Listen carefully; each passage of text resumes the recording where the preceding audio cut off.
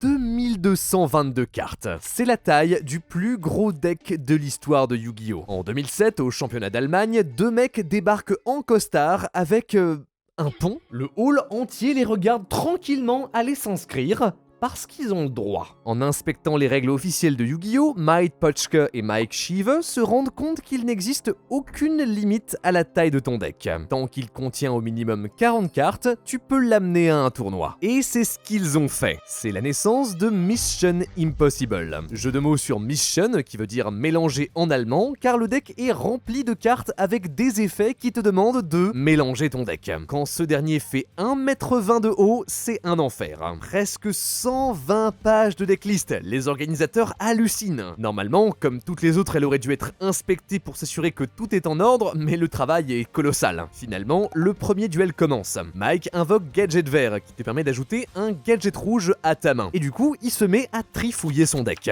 Ça prend un temps fou, et surtout, il n'y a aucune manière de bien mélanger plus de 2000 cartes sans tout étaler par terre. Impossible de jouer dans ces conditions, les juges arrivent, annulent le match et demandent à Mike de quitter le tournoi. Ce dernier accepte, il a eu la victoire qu'il voulait, il est entré dans la légende de Yu-Gi-Oh! À cause d'eux, un an plus tard, avec l'arrivée des synchros, Konami change les règles. Maintenant, chaque deck ne peut pas contenir plus de 60 cartes, avec maximum 15 en side et 15 dans l'extra deck, là où on met les fusions. Sauf que c'était le véritable but de Mike et Mike. Ils étaient en réalité deux juges qui en avaient assez de voir des joueurs débarquer en tournoi avec 50, 100 fusions sur eux, juste parce qu'ils pouvaient. C'était assez fréquent à l'époque. Mission Impossible était donc une manière de rendre le problème tellement évident, tellement absurde qu'il n'y ait d'autre choix que de changer les règles. Mais malheureusement, c'était que le début. Yu-Gi-Oh! Est un jeu complexe, avec aujourd'hui plus de 12 000 cartes. Et en 25 ans, beaucoup de joueurs ont tenté de le casser, abuser des règles, pousser les cartes jusqu'au bout pour énerver le plus de monde possible. Moi c'est Théromique, et aujourd'hui on parle des pires trolls de Yu-Gi-Oh! Les joueurs qui ont créé des trucs tellement absurdes qui ont failli briser le jeu tout entier. Ah, je suis dans l'espace! À l'aide! Grand-père, je suis coincé! Regarde, un train. Ah oui, je le connais! C'est le Astral Express de Honkai Star Rail! Le RPG gratuit sur PC, PS5 et mobile. Téléchargé plus de 100 millions de fois, c'est le meilleur jeu de 2023 sur Google Play et App Store. Monde ouvert avec des cinématiques folles et un système de combat fluide, tu parcours la galaxie à bord d'un train de l'espace. Tu découvres des planètes et rencontres une tonne de personnages attachants. Ah, merci de m'avoir déposé. Par contre, je suis où? Sur Master Duel? Ah non, c'est un casino. On confond parfois. C'est Penacony, la planète des festivités, tenue d'une main de fer par Jade, usurière charmante, mystérieuse, mais sans scrupules. Prête à tout pour dépouiller ses victimes malchanceuses. Waouh, c'est vrai, elle est pour moi cette figure. Ah, elle a marché dessus, ça fait mal. Normal, avec ses attaques quantiques, elle écrase tout le monde. Pour la battre, on s'allie avec Luciole, calme, gentille, en contraste total avec son armure mécanique. Eh, je vous connais, vous êtes Primarch Manager. Ah, mais tout le monde me tape ici. Le climax de Penacony arrive le 10 juillet. Nouvelle bannière, une salle d'arcade en PVP, télécharge le jeu et utilise ce code pour obtenir 50 jades stellaires. 10 tirages gratuits si tu te connectes 7 jours d'affilée, pas de doute, c'est le moment de se lancer. Alors pars à l'aventure avec Honkai Star Rail. Le deck qui te fait perdre ton temps. Pour casser les burnes de ton adversaire, pas besoin de 2222 cartes. Très tôt dans l'histoire du jeu, on découvre des monstres particuliers. Quand Nuée de Scarabée passe de face verso à face recto, tu peux détruire un monstre de ton adversaire. Un peu différent de Insecte Mangeur d'Hommes, c'est pas un effet flip, donc il ne s'active pas s'il est retourné par une attaque. Il faut que toi, tu le retournes. Bref, c'est un peu moins bien, mais pour compenser, une fois par tour, tu peux le replacer face verso. Donc si Nuée de Scarabée survit, tous les tours, tu peux le reflip et détruire un monstre. Comme ça. C'est pas le seul dans ce genre-là. Nuée de Sauterelle détruit une magie au piège, Golem Sentinelle renvoie un monstre dans la main adverse et Death Lakuda te fait piocher une carte. Certains ont alors l'idée de faire un deck entier autour d'eux. C'est la naissance de Pac-Man. Pure Advantage Camel Munches All Noob. En français, le chameau qui te ramène plein de cartes et mange les noobs tout crus. La stratégie est lente, mais simple. Empêche ton adversaire d'attaquer avec filet gravitationnel, mur de lumière révélatrice ou alors rugissement menaçant. Puis retourne tes petits monstres, récupère récupère quelques cartes, attaque et repasse tout face verso pour recommencer au prochain tour. Ultra frustrant, tu passes 20 minutes à regarder une horde de petits monstres te picorer sans pouvoir rien faire. Heureusement, dans un jeu avec violent orage, Raigeki, trou noir, le deck ne fait pas si peur que ça. C'est surtout la terreur des nouveaux joueurs qui n'ont pas forcément de deck optimal, mais si t'es préparé, tu le bats sans problème. On le voit rapidement au championnat des États-Unis en 2005, mais c'est tout. Mais Pac-Man n'a pas disparu. En 2013 arrive son descendant spirituel. Les Fantorus sont une série de petits monstres qui se retournent face verso tous les tours pour énerver ton adversaire. En gros, tu bloques tous ces monstres et puis tu attaques directement, ou alors tu passes 40 tours à attendre qu'il n'ait plus de cartes dans son deck. Toute la stratégie est une blague, mais certains sont allés encore plus loin. Entre les mecs qui jouent que avec des forces de miroir et ceux qui arrivent avec 20 cartes qui arrêtent tes attaques, si tu ne fais pas attention, tu peux te retrouver complètement bloqué dans un duel où le but est de voir combien de tours tu peux endurer avant de juste mettre une droite à ton adversaire. Le maître de cet art s'appelle Jeff Leonard. On a déjà parlé de lui, c'est le roi de Mine Mystique. Le joueur qui contrôle le plus de monstres ne peut pas attaquer ou activer leurs effets. La barrière ultime, tu ne peux rien faire. Le but, bloquer complètement l'adversaire et le forcer à abandonner. Ou alors s'il s'obstine, tu actives compte à rebours final, t'attends 20 tours et tu gagnes. Pendant plus de 2 ans, Mine Mystique a semé la terreur dans Yu-Gi-Oh! On la voyait au sommet des tournois, et pas seulement chez les trolls, mais aussi entre les mains de très bons joueurs. À chaque fois, ça créait les pires duels possibles. Plus le choix, il faut la bannir. C'est pour le mieux, mais c'est pas la seule carte à problème. Le monstre impossible à passer. À ton avis, c'est quoi la meilleure manière de jouer Exodia? Beaucoup te diront de piocher tout ton deck en un tour, avec genre bibliothèque magique royale, transaction ou jeu de la poule mouillée. Tu peux récolter une tonne de cartes au point d'être sûr de rassembler les 5 parties avant même que ton adversaire n'ait le temps de jouer. Cool, mais en pratique, ça ne marche pas. Aujourd'hui, tout le monde joue des end-traps. Floraison de cendre annule tes cartes, tandis que Oiseau de verrouillage empêche d'ajouter des cartes de ton deck à ta main. C'est un arrêt de mort. Non, le meilleur deck Exodia est beaucoup plus lent. Imagine, tu joues à Master Duel et ton adversaire invoque un requin si circulaire. Ok, donc il joue des poissons, et ben pas du tout. Il sort requin à droite et superpose les deux pour invoquer numéro 59, cuisinier malhonnête. Tant que tu ne contrôles que ce monstre et rien d'autre, il n'est pas affecté par les effets des autres cartes. Et en plus, grâce à requin à droite, il n'est pas destructible au combat. Comment tu te débarrasses de lui? Eh ben, souvent, tu peux pas. Tu peux faire tous les combos que tu veux, rien n'en vient à bout. Ton adversaire est intouchable. Il n'a plus qu'à attendre tranquillement de piocher tout son deck jusqu'à trouver Exodia. C'est le deck troll ultime. Et c'est pas le seul dans ce genre-là. Avant, les gens s'amusaient à invoquer le premier des dragons. S'invoque en fusionnant 2 monstres normaux, il est indestructible au combat et non affecté par les effets des autres monstres. Voilà, c'est impassable, t'as plus qu'à regarder ton adversaire bouillir de rage. Bon, malheureusement, il n'est pas protégé contre les magies et pièges, donc un trou noir et c'est fini. En vrai, le titre du meilleur monstre impassable revient à Red Raptor Faucon Ultime. 3500 d'attaque, affecté par rien du tout. En contrepartie, pour l'invoquer, t'as besoin de superposer 3 monstres bêtes ailés de niveau 10. Ou alors de jouer Réveil du Dragon. Si cette carte posée quitte le terrain à cause de l'adversaire, alors tu peux invoquer gratuitement un monstre de ton deck ou de ton extra deck. Le mec se dit « Oh bah super, je vais détruire toutes ces magies et pièges avec mon plumeau de Damarpi » et boum, il se retrouve face à un gigantesque monstre. Come on! On l'a vu dans pas mal de decks méta, Réveil du Dragon apparaît régulièrement dans les decks pièges pour prendre l'adversaire par surprise. Après, récemment, Konami a sorti la déesse des enfers du monde fermé, lien 5, mais que tu peux invoquer en utilisant un monstre de ton adversaire. Et en fait, même si le cuisinier malhonnête ou alors le faucon ultime ne sont affectés par aucune carte, ils peuvent quand même être utilisés pour une invocation lien. Aujourd'hui, ils ne sont donc plus vraiment impassables, et c'est peut-être pour le mieux. La pire manière de gagner. Ça, c'est Étincelle. Elle inflige 200 points de dommage à ton adversaire. Donc théoriquement, si tu actives assez de cartes du même genre, tu peux finir par le tuer à petit feu sans te battre. C'est ce qu'on appelle le burn. La plupart du temps, tu joues des pièges comme Tonneau secret ou alors Désert seul qui infligent beaucoup de dégâts d'un seul coup. Active-les tout en même temps pour déclencher Frappe en chaîne. Elle inflige 400 points de dégâts pour chaque carte qui a été activée avant elle. Donc facilement, elle monte à 1600, 2400. Le deck a une belle histoire compétitive, souvent entre les mains des joueurs les plus détestés des tournois,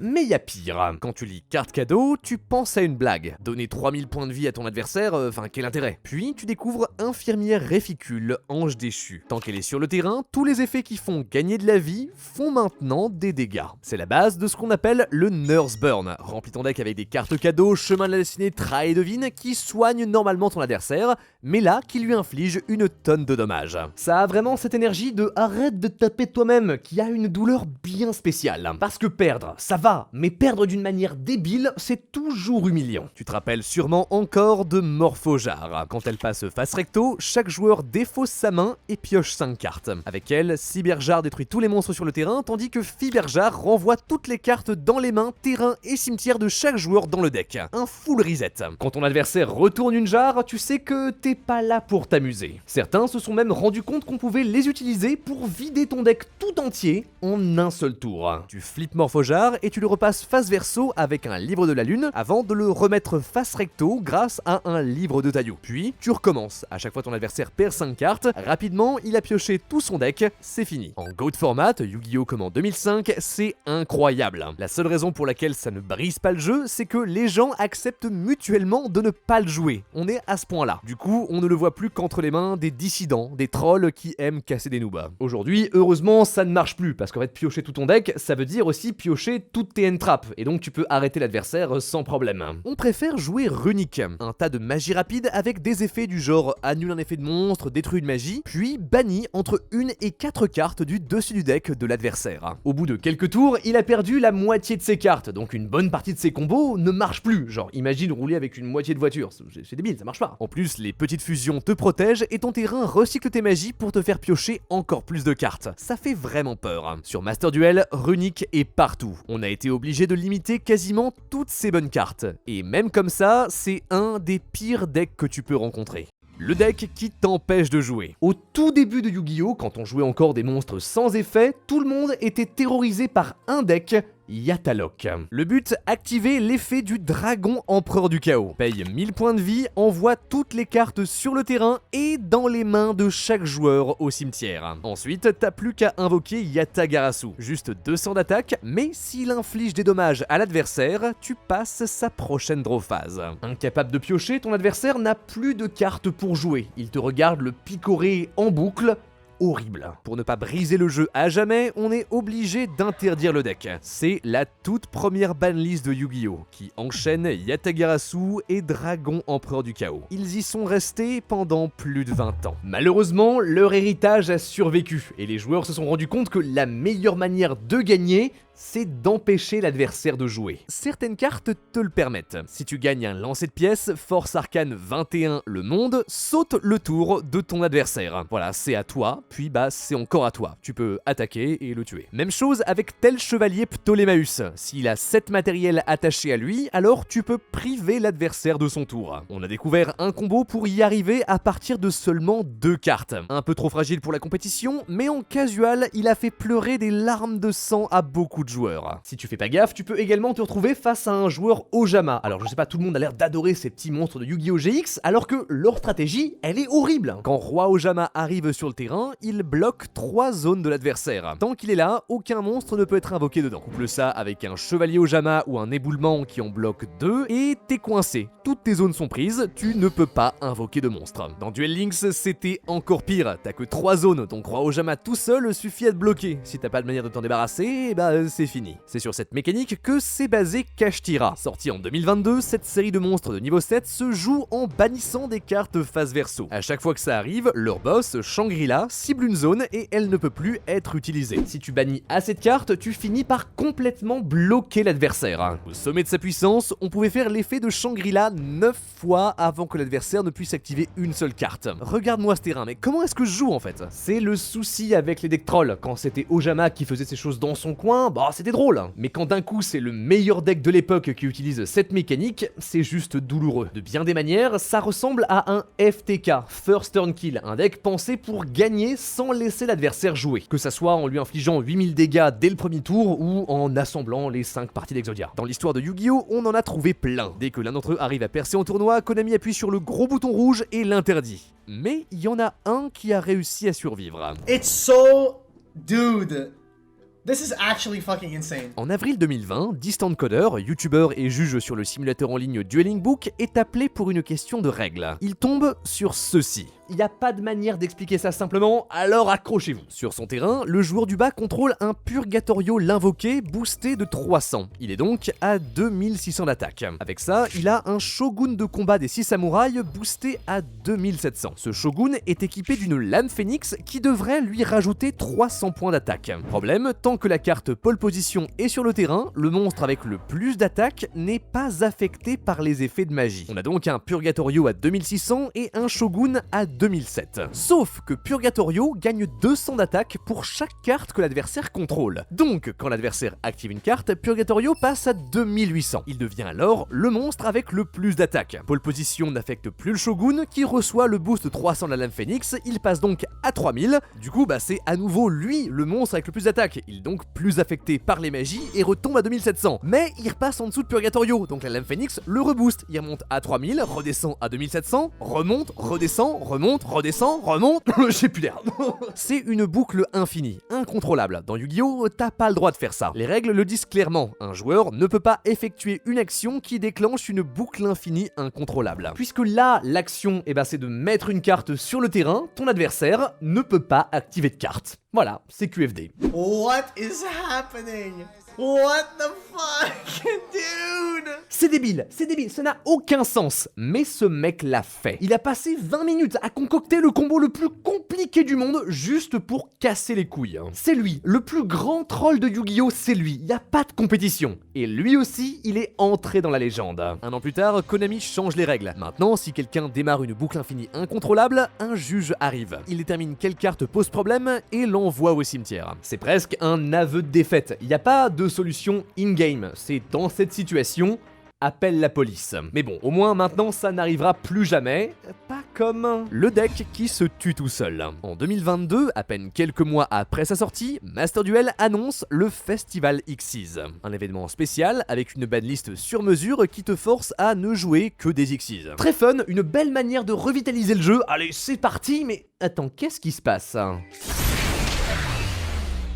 Attendez, mais arrêtez de vous tuer! I don't know what the point of this is. Le festival t'offre des gemmes que tu gagnes ou que tu perdes. Ok, t'en reçois moins, mais t'en reçois un peu quand même. Rapidement, on se rend compte que la meilleure manière de progresser, c'est d'enchaîner le plus de parties possible. On crée donc un deck rempli de seigneurs immondices à notre destruction, bref, que des cartes qui t'infligent des dégâts pour mourir le plus rapidement possible. Impossible de jouer normalement. T'arrives avec tes Xyz et 2 parties sur 3, tu tombes contre un mec qui speedrun sa propre mort. Alors ok, tu gagnes, mais c'est pas fun. Konami sort une banlist d'urgence qui interdit ce type de deck. Le festival reprend son cours, mais on s'en souviendra à jamais comme un des pires moments du jeu. En plus, ce problème, il est pas nouveau. Des années plus tôt, bien avant la sortie de Master Duel, Yu-Gi-Oh a été renversé par cette carte, bouton d'autodestruction. Si tu as minimum 7000 points de vie de moins que ton adversaire, les life points de chaque joueur deviennent 0. La partie se termine sur une égalité. I will be repeating this in the next game! Get me the fuck out of here!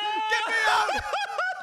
Le problème, c'est que avant 2010, les tournois, ils étaient un peu différents. En fait, tu ne pouvais pas avoir d'égalité. S'il y en a une, alors la manche est annulée, tu dois refaire ta partie jusqu'à ce qu'il y ait un gagnant. Un joueur, mérovingien, voit la faille. Sur les forums, avec d'autres joueurs, il élabore un deck rempli de cartes comme Mur de Révélation de la Lumière, Geldogra ou Dos au mur, qui baisse ta vie très rapidement. Ainsi, tu peux activer bouton d'autodestruction en boucle, enchaîner les égalités, jusqu'à arriver à la fin du temps imparti. Les règles disent que après 40 minutes, on entre en fin de match. Au bout de 4 tours, le joueur avec le plus de points de vie gagne. Tout ce que t'as à faire, c'est de prendre des poisons du vieillard ou alors vitalité arc-en-ciel bien cachés dans ton side deck pour augmenter tes points de vie et voler la victoire. De la malveillance raffinée, du troll à l'état pur. Et le pire, c'est que le deck est très fort. En 2004 et 2006, il finit premier à 2 très gros tournois. Finalement, en 2010, Konami arrive, bannit bouton d'autodestruction et change les règles. Maintenant, tu peux finir un match sur une égalité. Est-ce que ça a réglé les problèmes ?